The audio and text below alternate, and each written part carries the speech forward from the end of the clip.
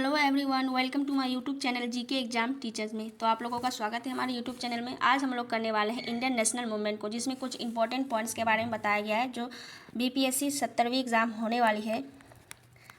और जो है बीपीएससी टीचर्स वाला जो टीआरई 4.0 का एग्ज़ाम होने वाला है, उसके लिए काफ़ी इंपॉर्टेंट क्लास हो जाती है।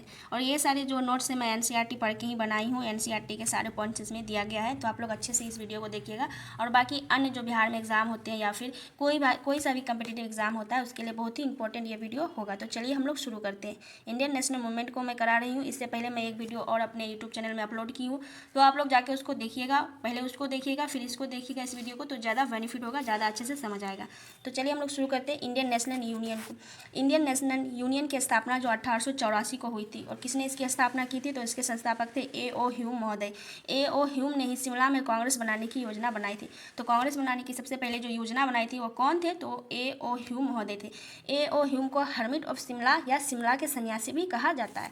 तो बेसिकली इसमें क्या याद रखना है आप लोगों को, तो इंडियन नेशनल यूनियन की स्थापना कब हुई थी, तो 1884 को।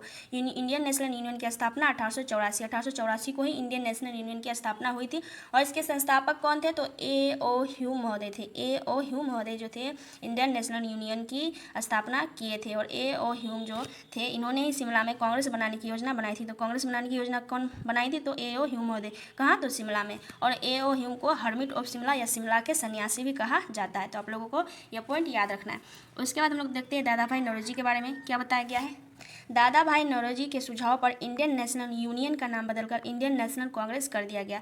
तो जो इंडियन नेशनल कांग्रेस जो अभी है, इसका नाम पहले क्या था, तो इंडियन नेशनल यूनियन था। और इसका नाम किसने परिवर्तित किया, तो दादा भाई नौरोजी ने। दादा भाई नौरोजी ने ही इंडियन नेशनल यूनियन का नाम बदलकर इंडियन नेशनल कांग्रेस रख दिया गया। तो कांग्रेस का स्थापना कब हुआ था, तो दिसंबर 1885 को स्थापना हुआ था कांग्रेस का। इसको याद रखना है।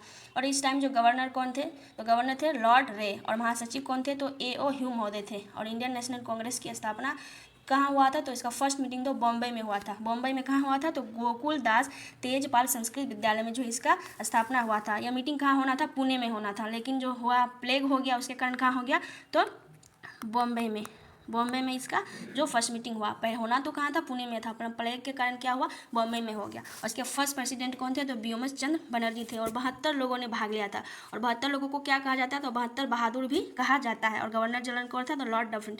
इसको याद रखने के लिए एक ट्रिक है कि जब कांग्रेस की स्थापना हुई थी तो कोई डफर आदमी ही कर सकता है, तो उससे याद रखना कि डफरिन, ये बस एक ट्रिक है, इससे जो है चीज़ें ज़्यादा दिन तक याद रहेगा। तो गवर्नर जनरल कौन था उस टाइम, तो लॉर्ड डफरिन था। और बिहार से जो एक भी आदमी, यहाँ पे एक भी प्रतिनिधि भाग नहीं लिया था। और सर्वाधिक कहाँ से लिया था, बॉम्बे से। तो कितने आदमी ने लिया था, तो 38 आदमियों ने लिया था। इसको याद रखना है।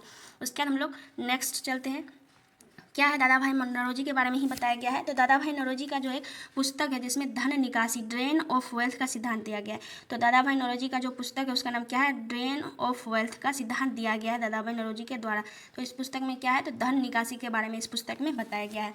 और इनका जो बुक है poverty and un British rule in India, इन्होंने जो है सिद्धांत दिया था ड्रेन ऑफ वेल्थ का, जिसमें क्या है, धन निकासी के बारे में बताया गया था, किस प्रकार इनपुट और आउटपुट होता है। तो इन्होंने जो सिद्धांत दिया था ड्रेन ऑफ वेल्थ, और इसका बुक जो था इसका नाम क्या था, poverty and un British rule in India. तो इसको याद रखना है कि दादा भाई नौरोजी की पुस्तक का नाम क्या है, तो poverty and un British rule in India. मैं बार बार चीज़ों को इसलिए दोहराती हूँ ताकि आप लोगों को वीडियो देखते टाइम ही चीज़ें याद हो जाए, क्योंकि कंटेंट बहुत है, सबके पास ये सब चीज़ है और सब पढ़ लिया है, पर ये सब चीज़ जो है कि याद नहीं रहता है। तो इसलिए मैं बार बार चीज़ों को बोलती हूँ जिससे आप लोगों को याद हो जाए इस वीडियो के दौरान ही। तो दादा भाई नौरोजी जो थे, इन्होंने क्या सिद्धांत दिया था, तो ड्रेन ऑफ वेल्थ का सिद्धांत दिया था, जिनमें धन निकासी के बारे में बताया गया था। और बुक का नाम क्या है, तो poverty and un British rule in India, इसके बुक का नाम है दादा भाई नौरोजी का। और इन्होंने 2 संगठन की स्थापना की थी। दादा भाई नौरोजी ने 2 संगठन की स्थापना की थी। तो कौन कौन था, तो एक तो था बॉम्बे एसोसिएशन और दूसरा था इंडियन एसोसिएशन। बॉम्बे एसोसिएशन की स्थापना कब हुई थी, तो 1852 को हुई थी। और इंडियन एसोसिएशन की स्थापना कब हुई थी, तो 1856 को हुई थी। तो दादा भाई नौरोजी ने 2 संगठन की स्थापना की। नंबर 1 बॉम्बे एसोसिएशन, दूसरा है इंडियन एसोसिएशन। बॉम्बे एसोसिएशन की स्थापना कब हुई, तो 1852 को। और इंडियन एसोसिएशन की स्थापना कब हुई, तो 1856 को। और इसकी स्थापना बॉम्बे में ही स्थापित हुई। और ये जो है लंदन में स्थापित हुआ। इंडियन एसोसिएशन 1856 में लंदन में स्थापित किया गया। और बॉम्बे एसोसिएशन जो है 1852 में बॉम्बे में ही स्थापित किया गया। और दादा भाई नौरोजी के थे 2 न्यूज़पेपर थे, तो दोनों न्यूज़पेपर का क्या नाम था? एक का नाम था रथ गुफ्तार जो फारसी भाषा में लिखा गया था, दूसरा था इंडिया जो इंग्लिश भाषा में लिखा गया था। दादा भाई नौरोजी के 2 न्यूज़पेपर थे, उसका नाम क्या क्या था? तो रास्त गुफ्तार में या रफ्त गुफ्तार भी इसको कहा जाता है, और इसकी भाषा क्या थी? फारसी भाषा थी। और दूसरा था इंडिया, इसकी भाषा क्या थी? इंग्लिश भाषा थी। तो दादा भाई नौरोजी के 2 जो न्यूज़पेपर है, एक है रफ्त गुफ्तार या दूसरा है इंडिया। और रफ्त गुफ्तार की भाषा फारसी थी और इंडिया की भाषा जो थी इंग्लिश थी, इसको याद रखना है। और इनको जो टाइटल उपाधि भी मिला है, तो क्या क्या इसको कहा जाता है? दादा भाई नौरोजी को grand old man of India भी कहा जाता है, और उसको क्या कहा जाता है? गोल्ड स्टोन ऑफ इंडिया कहा जाता है, और मिस्टर नैरो मेजोरिटी भी इसका उपाधि दिया गया किसको? दादा भाई नौरोजी को। तो इन तीनों उपाधियों को याद रखना है। उसके बाद हम लोग देखते हैं नेक्स्ट पॉइंट को। भारतीय राष्ट्रीय आंदोलन को जो 3 भागों में विभाजित किया गया है या 3 भागों में विभाजित करके पढ़ा जाता है। तो पहले 1885 से 1905 के बीच में क्या क्या हुआ, और 1905 से 1920 के बीच में क्या हुआ, और 1920 से 1947 के बीच में क्या क्या हुआ। तो इन सब चीज़ों को हम लोग इस वीडियो में देखेंगे। पर आज जो है हम लोग 1885 से 1805 के बारे में ही पढ़ेंगे, क्योंकि वीडियो बहुत लंबी हो जाती है, और इन दोनों को जो है मैं बाद में पढ़ाऊँगी, जो वीडियो आएगा आप लोग देखिएगा। तो आज पढ़ते हैं हम लोग 1885 से 1905 के बीच में क्या हुआ। तो कांग्रेस की स्थापना तो 1885 को हो गई। कांग्रेस की स्थापना और कहाँ हुई थी? तो गोकुल दास तेजपाल संस्कृत विद्यालय में, और इसकी फर्स्ट मीटिंग बॉम्बे में हुई थी। होना कहाँ था? पुणे में था। और इसके जो गवर्नर जनरल कौन थे? तो डफरिन महोदय थे, लॉर्ड डफरिन, इसको याद रखना है। और बिहार से कोई भी प्रतिनिधि नहीं भाग लिया था इसमें, और ज़्यादातर कहाँ से लिया था? तो महाराष्ट्र से 38 लोगों ने। इस चीज़ को याद रखना है। उसके बाद जो है कांग्रेस की स्थापना 1885 को हुई। फिर जो है इस काल में ही नरमपंथियों की स्थापना हुई, और नरमपंथियों की मांग क्या थी? तो स्वशासन की। नरमपंथियों की क्या मांग थी? तो स्वशासन। स्वशासन मीन्स होता है कि ब्रिटिश शासन में ही अपना भागीदारी, अपना हिस्सा मांगना, कि हम भी इस क्षेत्र में अपना शासन करेंगे और आप उस क्षेत्र में अपना शासन शांतिपूर्वक करेंगे, वो होता है स्वशासन की मांग। तो कौन कर रहा था? नरमपंथी जो है स्वशासन की मांग कर रहा था। मगर गर्मपंथी जो है वो क्या कर रहा था? कि स्वराज की मांग कर रहा था, कि मेरा राज मेरा राष्ट्र होगा और मैं ही इसको शासन करूंगा, हम लोग सब मिलकर इसका शासन करेंगे। ये था स्वराज की मांग, जो गर्मपंथियों का मांग था। तो इसमें क्या बेसिकली याद रखना है कि कांग्रेस की स्थापना हो गई इस काल में 1885 से 1905 के बीच में, और नरमपंथी का जो स्थापना हो गया, नरमपंथी का क्या मांग था? तो स्वशासन की। और गर्मपंथी का भी स्थापना हो तो इसका मांग क्या था?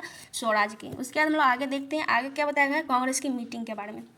काफ़ी इंपॉर्टेंट है, बहुत ज़्यादा कन्फ्यूजन क्रिएट होता है, बहुत ज़्यादा जो है चीज़ें इधर उधर हो जाती है, याद नहीं रहती है कि किस मीटिंग में कितने लोग भाग लिए थे, तो इसको रट जाना है आप लोगों को। तो फर्स्ट मीटिंग जो हुआ इसमें जो 72 लोग शामिल हुआ। फर्स्ट मीटिंग में कितने लोग शामिल हुए? तो 72 लोग शामिल हुए। सेकेंड मीटिंग में कितने लोग भाग लिए? तो 434 लोग भाग लिए। थर्ड मीटिंग में कितने लोग भाग लिए? तो 612 या कहीं कहीं 607 लोग भी लिखा दिया होता है। उसके बाद फोर्थ मीटिंग कब हुआ? फोर्थ मीटिंग में कितने लोग भाग लिए? तो 12 से 48 लोग भाग लिए।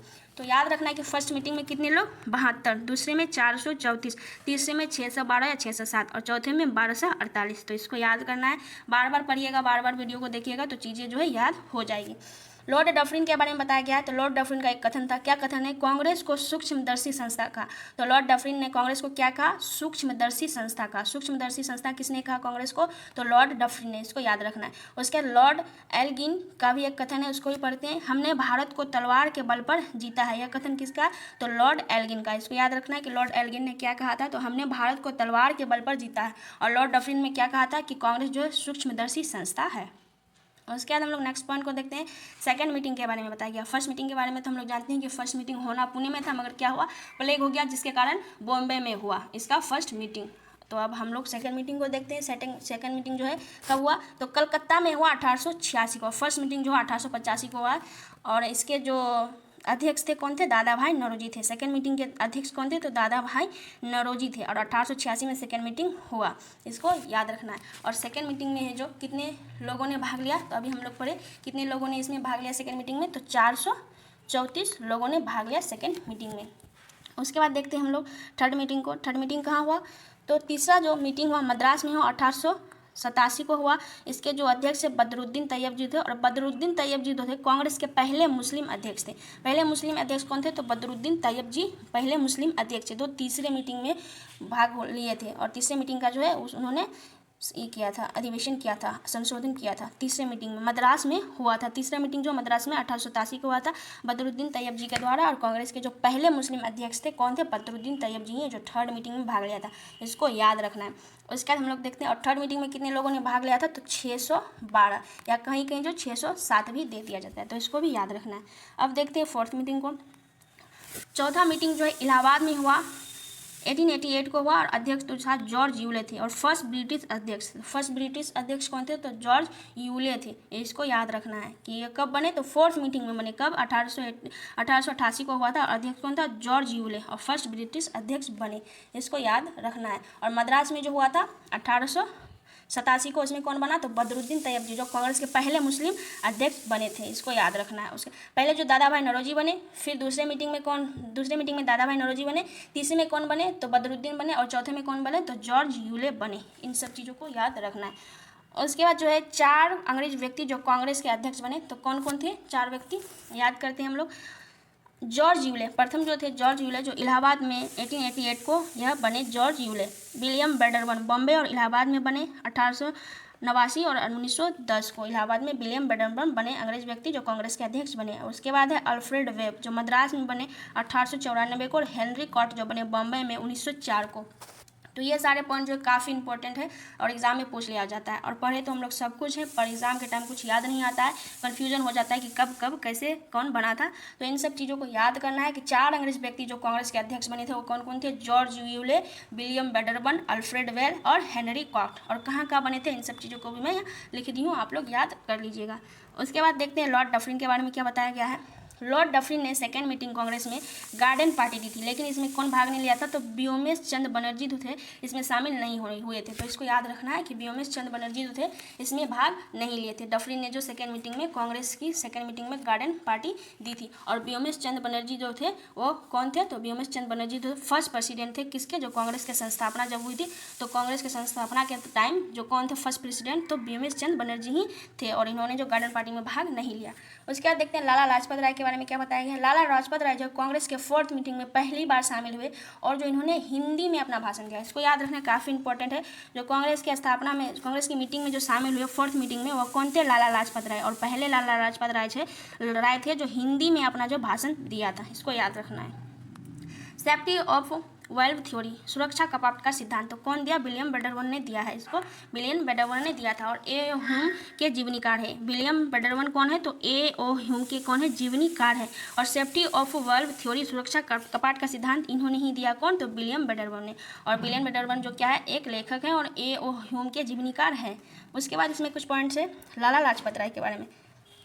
लाला लाजपत राय ने अपनी बुक यंग इंडिया में सेफ्टी वाल्व के सिद्धांत की आलोचना करते हुए कहा कि कांग्रेस डफरिन के दिमाग की उपज थी। सेफ्टी वाल्व थ्योरी का आलोचना किया, तो उसमें क्या बताया लाला लाजपत राय ने अपनी बुक यंग इंडिया में। लाला लाजपत राय की बुक का नाम क्या है? तो यंग इंडिया में सेफ्टी वाल्व के सिद्धांत की आलोचना करते हुए कहा कि कांग्रेस जो है डफरिन के दिमाग की उपज है। इस पॉइंट को याद रखना, एग्जाम में पूछा भी गया था।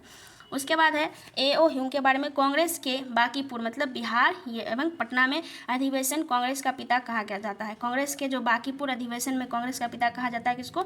ए ओ ह्यूम को। और इस अधिवेशन के अध्यक्ष R.N. माधोलकर थे। इस अधिवेशन के अध्यक्ष कौन थे? तो R.N. माधोलकर साहब थे। इन सब चीज़ों को देखना है जो काफ़ी इंपॉर्टेंट है एग्जाम के दृष्टिकोण से। आप लोग वीडियो को 2-3 बार देखिएगा, चीज़ें जो है वीडियो में ही याद हो जाएगा, क्योंकि मैं बहुत बार चीज़ों को बोली हूँ जिससे आप लोगों का सब कुछ याद इस वीडियो में हो जाएगा। अगर वीडियो से आप लोगों को हेल्प हुई होगी, वीडियो पसंद आया होगा, तो वीडियो को आप लोग लाइक कीजिएगा, मेरे चैनल को सब्सक्राइब जरूर कीजिए और जो है वीडियो को शेयर किया कीजिए। मिलते हैं नेक्स्ट वीडियो में। धन्यवाद।